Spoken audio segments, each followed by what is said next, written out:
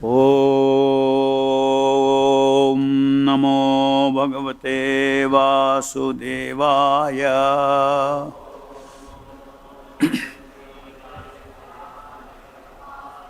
Reading from Srimad Bhagavatam, 4th Canto, Chapter 17, text number 26.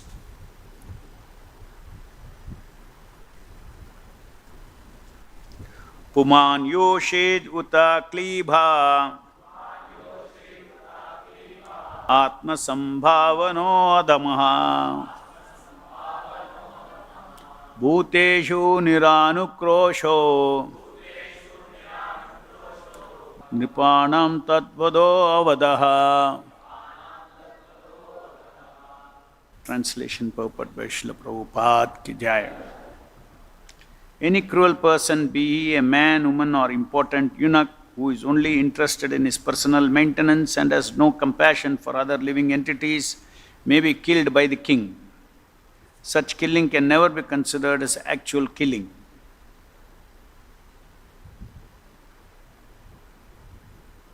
Purport. The planet Earth is actually a woman in her constitutional form, and as such she needs to be protected by the king. Prithu Maharaj argues, however, that if a citizen within the state, he be a man, woman or eunuch, is not compassionate upon his fellow men, he or she may be killed by the king, and such killing is never considered actual killing. As far as the field of spiritual activities is concerned, when a devotee is self-satisfied and does not preach the glories of Krishna, he is not considered a first-class devotee. A devotee who tries to preach, who has compassion upon the innocent persons, who have no knowledge of Krishna, is a superior devotee. In his prayer to the Lord, Prahlad Maharaj said that he was not personally interested in liberation from this material world. Rather, he did not wish to be liberated from this material condition until all fallen souls were delivered. Even in the material world, if a person is not interested in others' welfare, he should be considered to be condemned by the personality of Godhead or his incarnation, like Prithu Maharaj. Thus ends the Bhaktivedanta purport. So we see here, in the course of this conversation between Mother Earth and earthly planet, Mother Earth and Prithu Maharaj, some fundamental principles for a leader, for a king who governs a huge population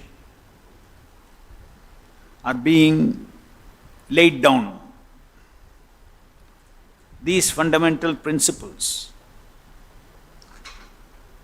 they are often not understood at its face value.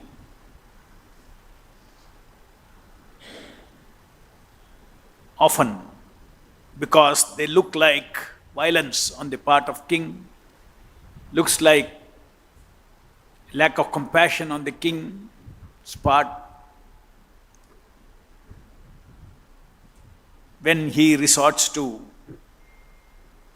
or threatens to kill someone. A Kshatriya is, as per the constitutional nature or each of our bodies has an intrinsic nature, and a Kshatriya's nature is he will use violence, and he can use violence, including killing, when it is sanctioned so in the larger interests. These principles, larger interest of the larger number of people. Now here Prithu Maharaj is addressing a situation where the entire population is hungry and suffering for want of food. And earth was not releasing the resources that is required, like grains, for the survival of the larger population. So king has to address such a situation. Therefore, he threatened to kill Mother Earth. So in the same way, there may be so many dangers that threaten the innocent, larger population under the king. And it is his duty to kill these evil forces. This is a prime duty of a Kshatriya, to give protection to the citizens.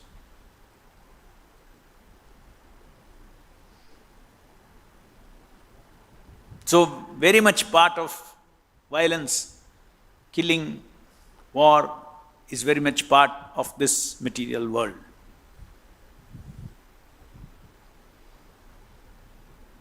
Once when Prabhupada was in a conversation, he said, don't be surprised by the war. War is very much part of this material world. Because why war, why conflicts come? That is also mentioned in this verse. Man becomes self-centered. He only bothers about himself. And such a person is considered in this verse, or in this purport, Prabhupada says, is lowest among the human beings. He is only interested in himself. He is not bothered about, materially speaking, itself, of sharing with others. He has no compassion. When one becomes more and more self-centered, he loses the quality of compassion. Compassion is about being kind and sharing with fellow beings.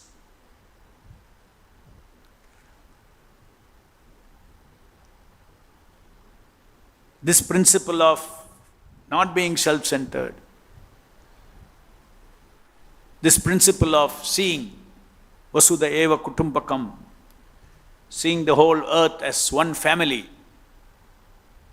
Vasudha, the earth, Vasudha eva kutumbakam, one family, earth is one family.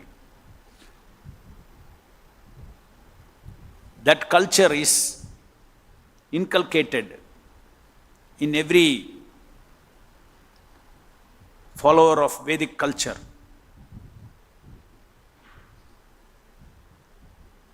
He considers himself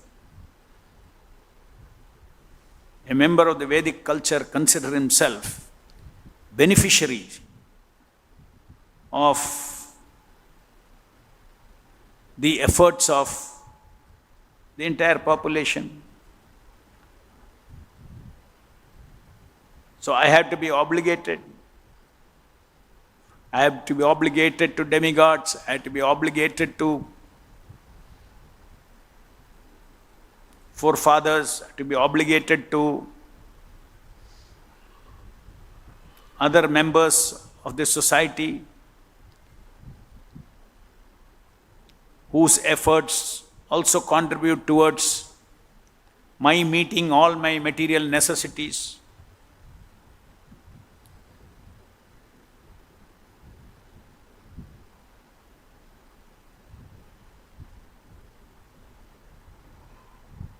Animals are self-centered by nature. They can be. They are not given that broader intelligence to decide their actions based on the larger good, based on compassion for fellow beings.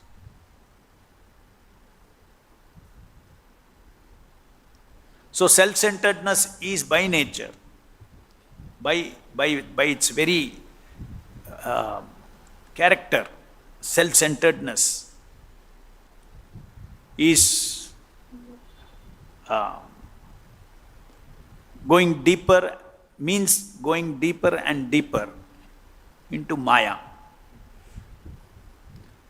ahankara, false ego. First, it may be self-centeredness for one's maintenance.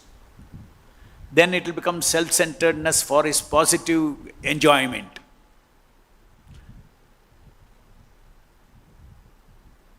Then it will self-centeredness for his power, name, fame, everything. So sometimes these self-centered persons become very powerful. They match the power of the king by their tapasya, and they need to be killed by the king, who is a representative of the Supreme Lord. So therefore we see all along in our Vedic scriptures, the Suras and Asuras are always fighting.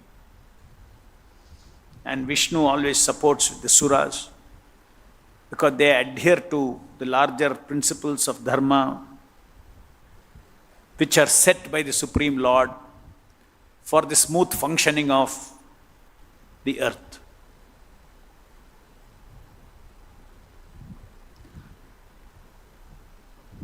A Kshatriya is always required because of this reason, that there will always be selfish, self-centered people who will exploit, who don't care to exploit the other living entities for their self-centeredness. That is the point. For their self-centeredness, they will exploit and they will become aggressive towards the others.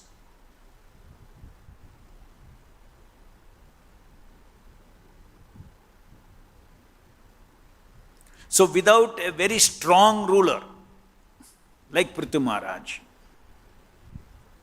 peace, happiness and prosperity cannot be delivered to the population.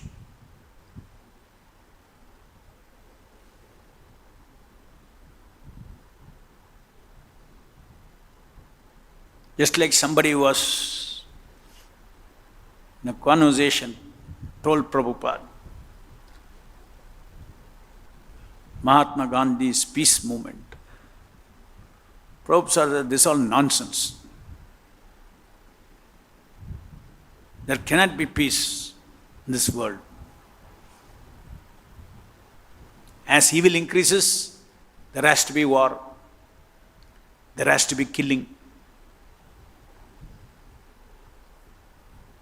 Krishna himself has said, Dukhalem ashashvatam, this material world. So through various conversations, Prabhupada has very clearly told that do not be perturbed about the war.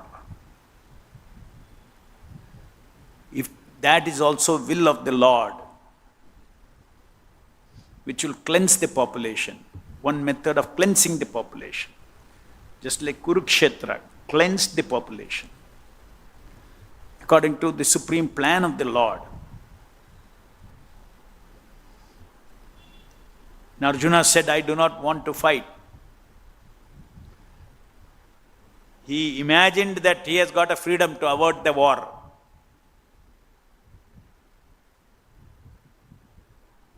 But Krishna said, they are already killed. That means the Supreme Lord had willed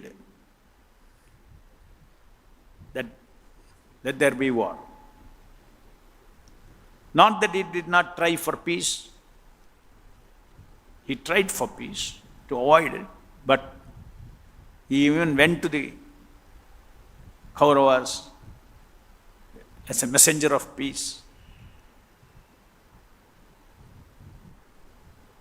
Even on a messenger of peace, they became aggressive. Yudhishthira, Duryodhana tried to capture Krishna. They tried to harm the mediator.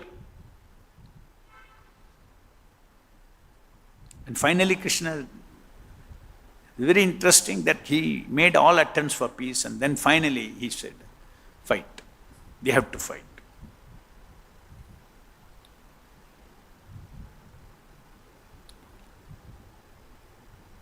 So the nature of the material world, material civilization, these are all very much, war is very much part of them.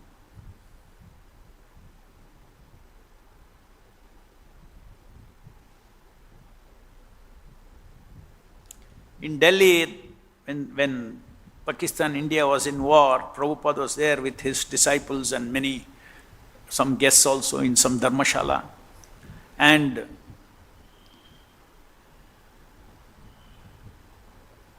there was, suddenly siren will go,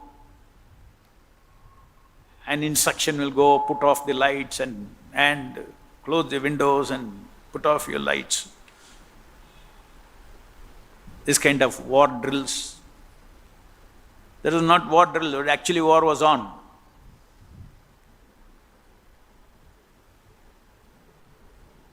And Prabhupada continued to chant, he did not bother.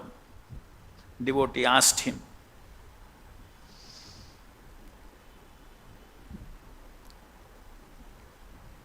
what if the Pakistan dropped the bomb? So Prabhupada said, I would see the bomb as Krishna. Because without his will, such things cannot happen. And he said, if Krishna wants to kill, nobody can stop. If Krishna wants to save, nobody can kill you.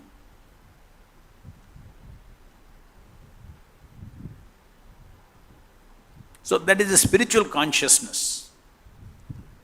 And there is spiritual knowledge that these things are all, like Prabhupada says, you cannot stop your stomachache and headache. How can you stop some bomb coming on you? The world is run by stringent laws of karma. And that is Krishna's scheme of these things.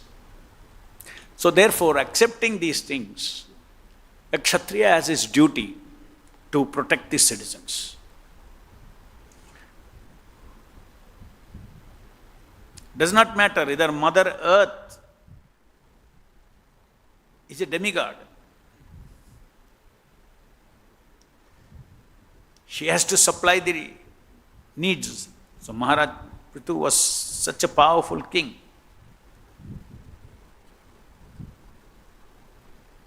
That even Mother Earth he did not spare. Are you doing your duty? Why you are not supplying? Enough of yajna has been done. Why you are defaulting in your work?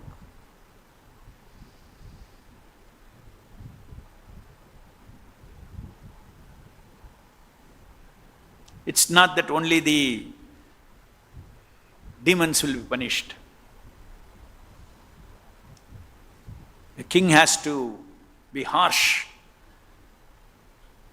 It may appear unkind, but he has to be harsh when it is required. He has to be compassionate when it is required. A king cannot be foolishly compassionate. A king is very intelligently, he applies his quality of compassion in the larger good. If the king has got a narrow-minded vision, then he will hesitate to kill. He will hesitate to. Just like Arjuna, from his narrow-minded, self-centered thinking, I will not fight. Why it was self-centered? Because he was caring for his sentiments. How I can kill my guru, how I can kill my cousins. So sentiments to satisfy his feel good. He did not feel good about it. Oh, can I kill them? His feel good. That my own self-centered feel good was not Krishna conscious.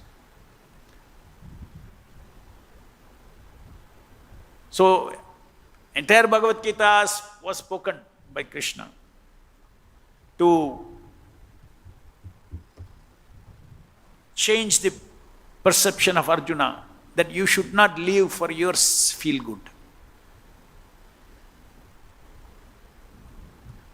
You should surrender to the supreme plan of the Supreme Lord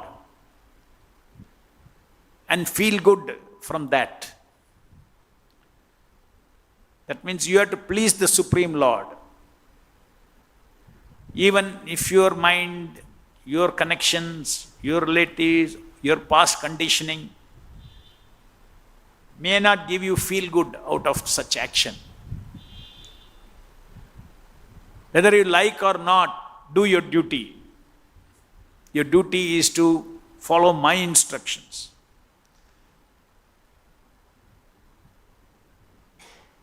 So this concept of executing one's duty beyond one's conditioned feel good or feel bad is a very important guideline for Vaishnavas to do the right thing in times of conflict in the mind, whether to do this or that. Our compass to take a decision to do something or not do something cannot be based on, oh, this decision makes me feel good, this decision makes me sad, or this decision is painful, this decision is very pleasant, so I choose a pleasant decision. That is unprincipled decision making. The entire Bhagavad Gita was spoken by Krishna to change this paradigm of Arjuna. Your emotions are self-centered emotions. Bodily connection, my cousins, my guru, all these, Dronacharya, all these kind of connections, it's self-centered, body-centered connections. So very logically Krishna removes Arjuna's illusion about this body connections and makes him see the larger plan of Krishna.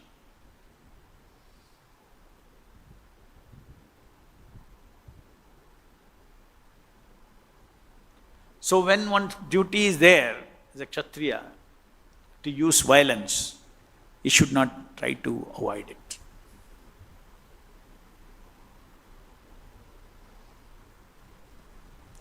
Nobody is, if one considers that life on this earth in general will be smooth, life in this material world will be smooth, is an illusion.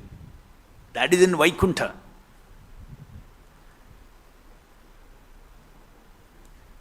Here the spirit souls, one end there are the self-centeredness goes, the human beings with self-centeredness goes towards more and more self-centeredness.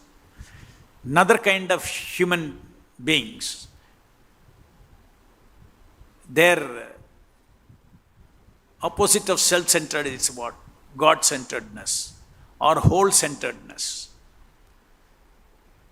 His whole-centeredness, like Prahlad Maharaj, he goes on expanding. So much that Prahlad Maharaj said, unless all the living entities are liberated, I don't want to go to Vaikuntha. So see the consciousness of Prahlad, consciousness of Hiranyakashipu.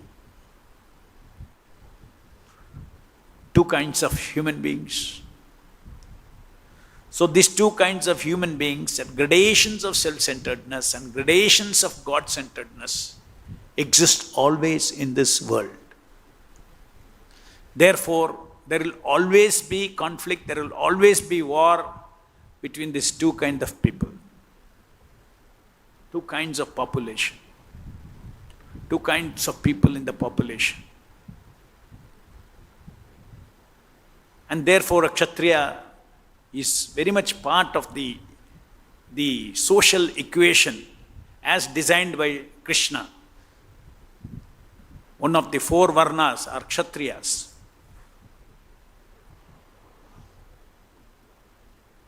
One should not see the consequences, one should see the principle and strategically think. One can strategically think about how to apply the violence, but he should not be guided by the principle of at any cost there should be no violence. Just like today, our situation in this country is the neighboring country is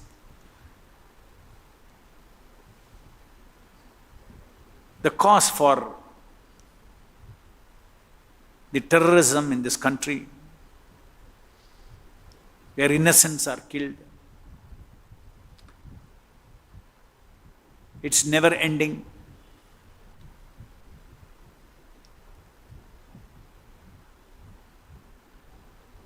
So the Kshatriya spirit should be that the leadership should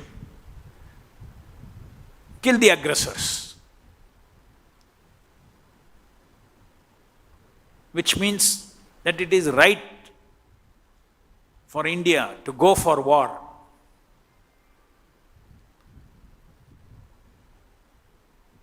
Of course, war means a king wages a war very intelligently, strategically. But war, one should not hesitate.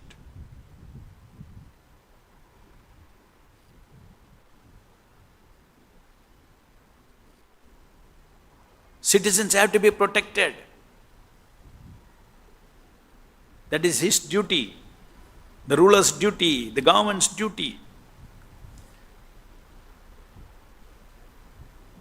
India cannot live in fear of these terrorists always.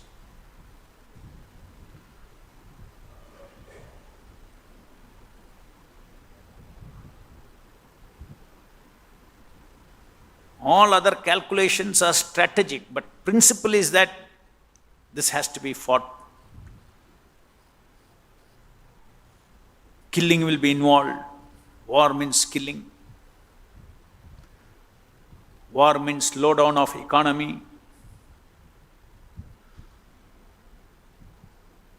Those are secondary considerations, which are all in the hands of the Supreme Lord. Srila Prabhupada said that there will be war. This kind of war he predicted. He predicted that communism will blow up, godless communism.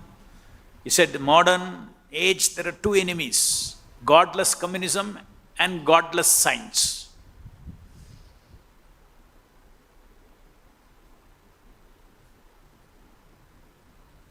Communism means state is the owner of everything. Spiritual communism is Krishna is the owner of everything. Spiritual communism is required, Prabhupada said.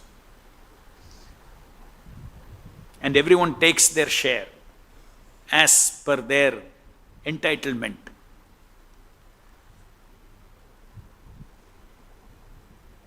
And godless science is another enemy.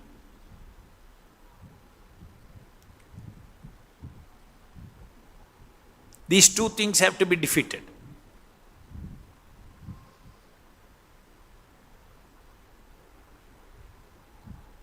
So will there be war very soon? What will we do? These kind of questions were asked to Srila Prabhupada. Okay, this is a principle, but now will there be war? Prabhupada said, yes. America and Russia, India and Pakistan.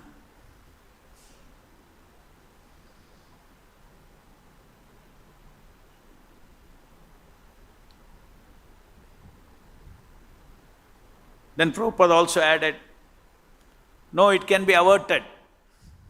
War can be averted if there is mass book distribution. If Sankirtana goes on in the form of book distribution, then people's self-centeredness will shift towards God-centeredness. Self is a tiny self, self-centeredness. God-centered means what? Infinite self. That means the entire, not only human beings, all living entities are seen as part and parcel of Krishna. Life has to be harmonized with respect to every living entity according to the principles of dharma. If I am ready to live this life according to principles of dharma, I have to get protection. I have to get maintained. I have to be maintained. I had to be provided for. By the powers that be. Power is meant for that.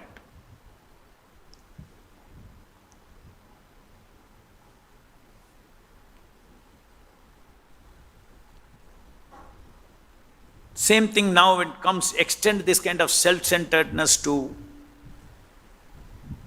broader, selfless service in this material world itself. Forget spiritual life. That is the principle now we were seeing. The same thing is applicable, Prabhupada here he says, even to our spiritual life. Those who are only interested in their Krishna consciousness and not interested in preaching Krishna consciousness, or those who are only interested in their salvation. I am happy, I am chanting, I am happy. They are neophytes. Prabhupada gives the example of Prahlad. So in spiritual life also we can be self-centered.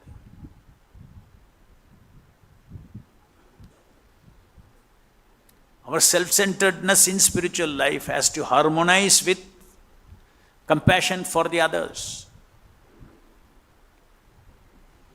I am also part of, I have to have self-compassion also. Not that I give up my Krishna consciousness and my Krishna consciousness practice, my sadhana and all these things, and I go and try to preach. That is one extreme. Other extreme is, no, I am not concerned, I am only concerned about myself and sit and chant in one place. That is not realization of Krishna consciousness. Realization of Krishna consciousness is when inseparability from Krishna comes. And Krishna means Krishna's compassion, sharing Krishna's compassion, Lord Chaitanya's compassion with all the other suffering souls. Our interest, selflessness, spiritual selflessness means our interest merges with the interest of Krishna. It has to align with the interest of Krishna. That is Krishna consciousness. Serving Krishna is the ultimate perfection of spiritual life. So that also Prabhupada is here mentioning. As far as the field of spiritual activity is concerned, when a devotee is self-satisfied, does not preach the glories of Krishna, he is not considered a first-class devotee. Even if he is sitting and chanting, 100,000 of name, 64 rounds, or if he is chanting whole day, you may do that in order to come out and more strongly give out Krishna consciousness. For self-purification, one can take up such exercises to chant more for a small period of time. This was also done by Bhaktivedanta Saraswati Thakur.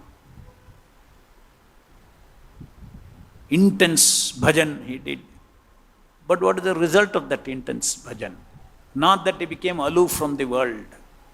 He came out of the world and he established 64 Gaudiya Maths to spread Krishna consciousness. That is the result of Krishna conscious realization. That self goes away. Selfishness goes away. Spiritual selfishness goes away.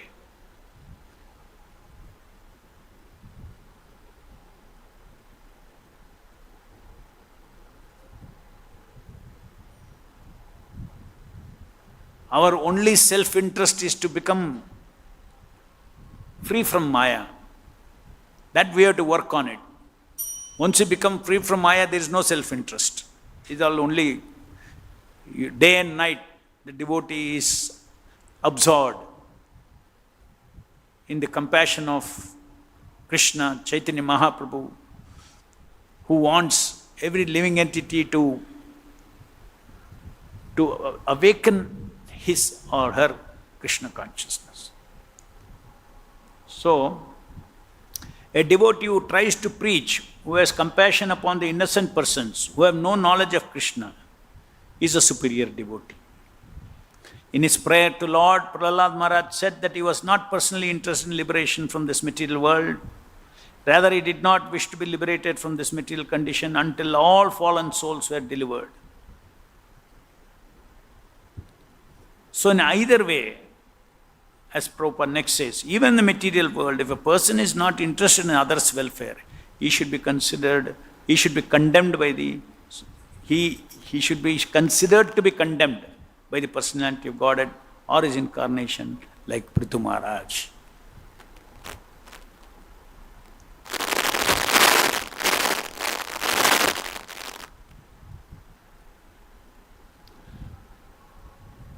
So this, the broader perspective is very much broader perspective of the world, of the population, of the human population, of all living entities in this world, is very much part of Krishna conscious knowledge. Krishna conscious knowledge is about the holistic knowledge of existence. Spiritual advancement means you have a holistic perspective of everything according to Krishna's or according to the creators. The Supreme Lord has created this material world. The Creator has a design of this material world. The creator of this material world has a purpose for this material world. To understand all these things is Krishna consciousness. To understand all these things is Krishna consciousness.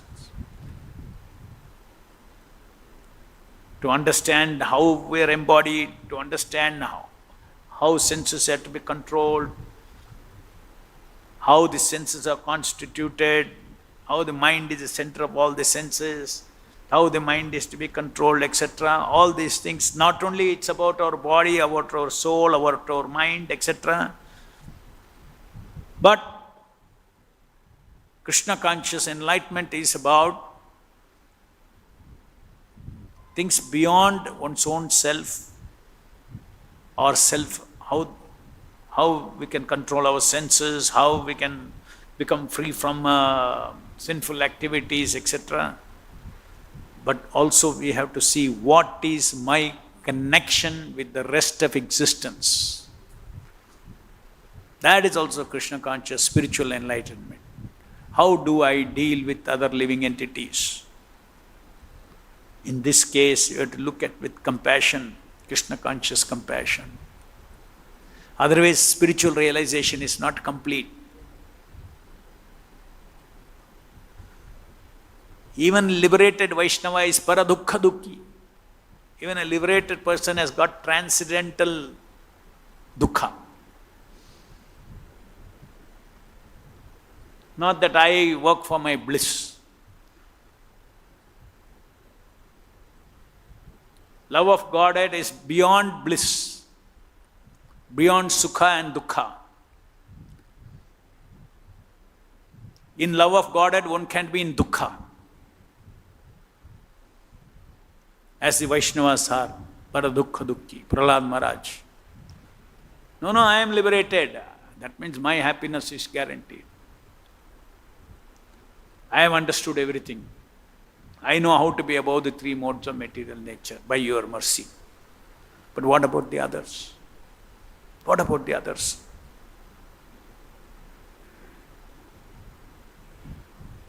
Very much concerned about everything from the perspective of Krishna. That is complete realization.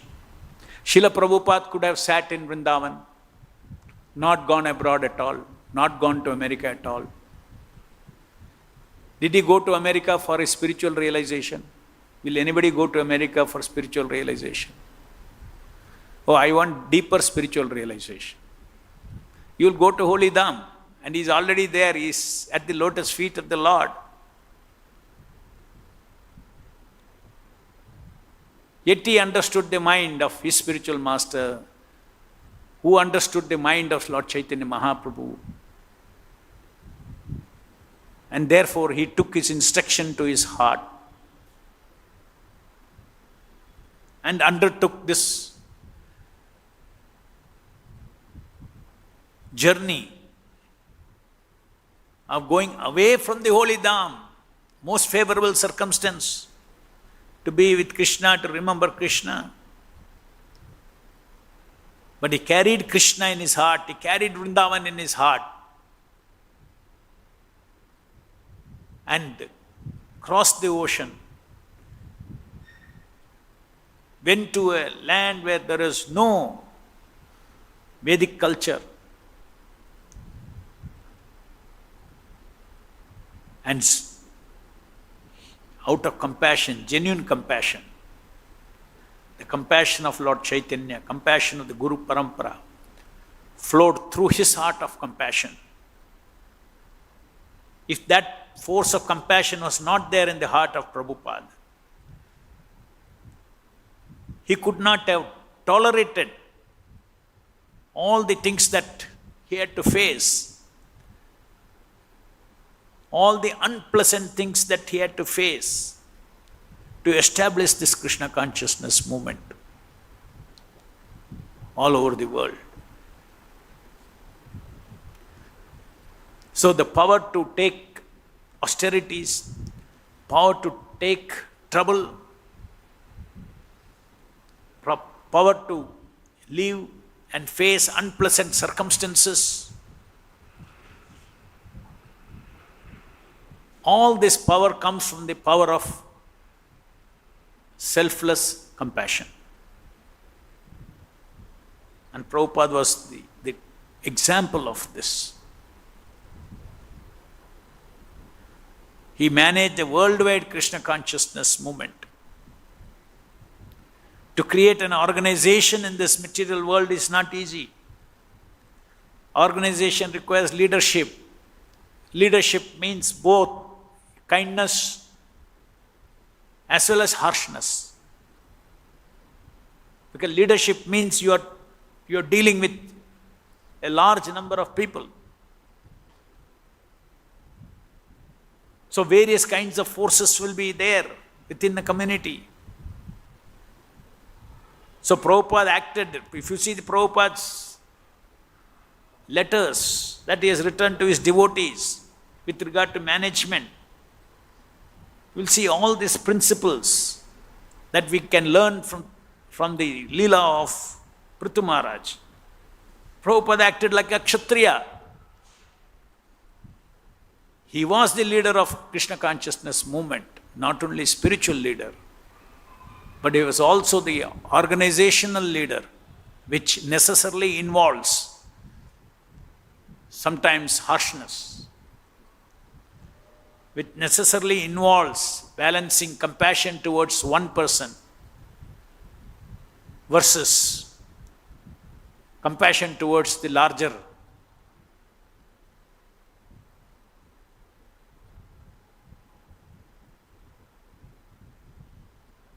A Vaishnava can act as a Brahmana, can act as a Kshatriya, can act as, means he can do the work of a Brahmana, he can do the work of a Kshatriya, he can work of a Vaishya, he can do the work of a Shudra. If you analyze, Prabhupada was a one-man movement.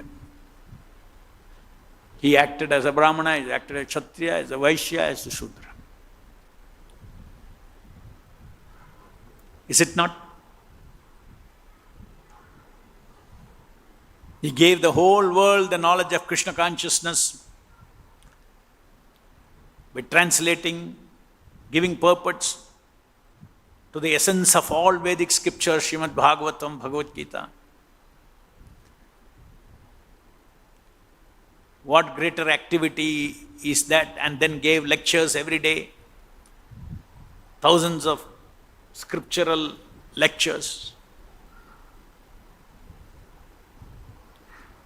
Then he spent ample time in management, building the organization, disciplining the organization, managing conflicts in the organization.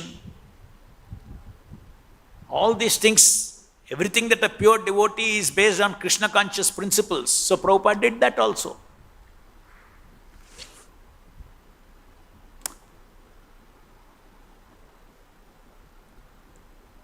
Because he was transcendental, he could do everything. In the beginning days, he cooked. He cleaned the floors. He cleaned the floors after serving prasadam to all these visitors. And they are gone, then he cleaned the floor also. So he did the work of a Shudra for Krishna. He did the work of Vaishya. How many financial matters Prabhupada dealt with.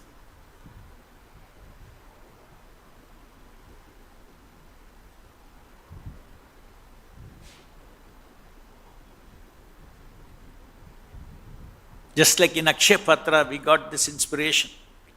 Prabhupada said, not a single farthing collected for food should be spent for anything else. This is a very big corporate principle.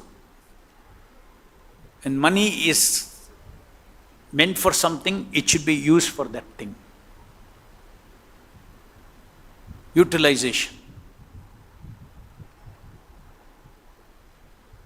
Purity of utilization. If you speak to corporate people, they say, oh my God, he knew this is one of the highest principles in corporate governance.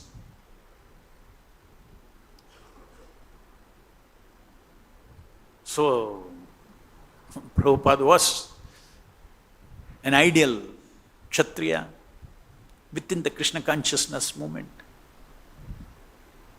Because he was transcendental, he could play any role within his organization.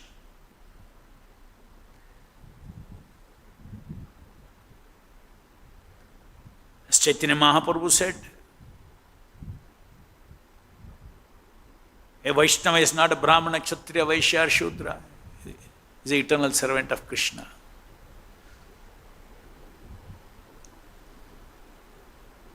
Sometimes, in many organizations we see, no, this Swamiji will not involve in management, will not involve, he will just do Shastra, this thing, everything.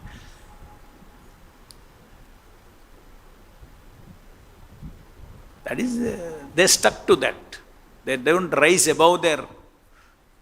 Once one becomes a pure devotee of the Lord, no consideration is there at all these boundaries of sarvopadi vinirmuktam tat paratvena nirmalam. No more upadis of my body. Whatever is required, we will do for Krishna's service. That is what we teach when devotees join also in Krishna consciousness movement. To learn, to rise above the particular kinds of work. This I will not do for Krishna, this I will not do for Krishna, my nature is this, I will do. No. First one has to develop the principle of Dasatva. I am the servant of Krishna is the highest principle. If it contradicts even my nature, that I have to wash pots, I don't like it, I will do it. Because it's for Krishna. So cultivating that Dasatva through services across the various varnas. To run an organization also you need role plays of different varnas. Otherwise the organization cannot run. When Prabhupada could clean the floors after feeding the guests, he set an example, he is an acharya. What is our difficulty in cleaning Krishna's floors? Only by doing it one will realize, one will ask this question and develop value for. Cleaning Krishna's floor is as divine as offering arati to the Lord.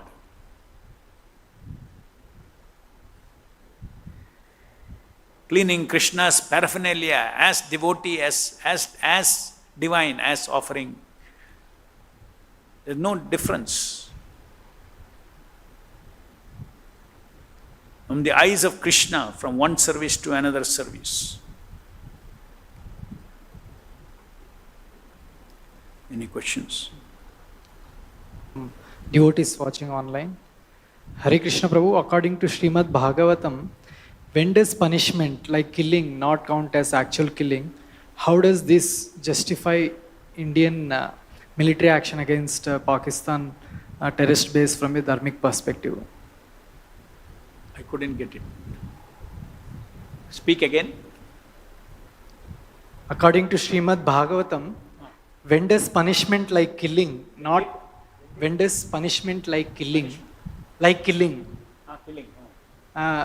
counted as actual killing? How does this justify Indian military action against terrorist base in Pakistan? It's very clear. It's fully justified. From this example of Prithu Maharaj, is there any doubt that the aggressors have to be killed or the supporters of these aggressors have to be killed? Sometimes in certain aspects there may be doubt whether this killing is dharmic killing or not. On very finer matters. But in this case, by gross, horrific act of shooting down innocent citizens, that question doesn't arise at all. That doubt doesn't arise at all. Just kill. You had to retaliate. India has to take action. There's no doubt on that.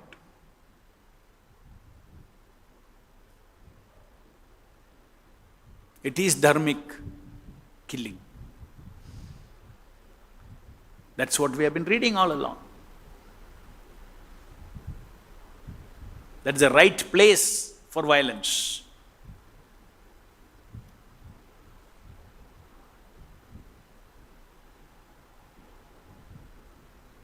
Once a Kshatriya decides it is his duty, then his next point is his duty has to be executed strategically. Because every war, every king strategizes the war because it's a war against the enemy. So principle is clear. Now it has to be strategized very intelligently. You have to make all calculations. Is it not? It's not that you cannot say, why tomorrow? Why yesterday killing happened? Why till now we have not attacked Pakistan? Strategic decision has to be made. I'm sure Indian government is very sharp in these matters of strategizing. It's their duty to strategize. We should have confidence. As long as the spirit is there, we can see already the spirit is there. There is anger against the aggressors, which is very rightful anger.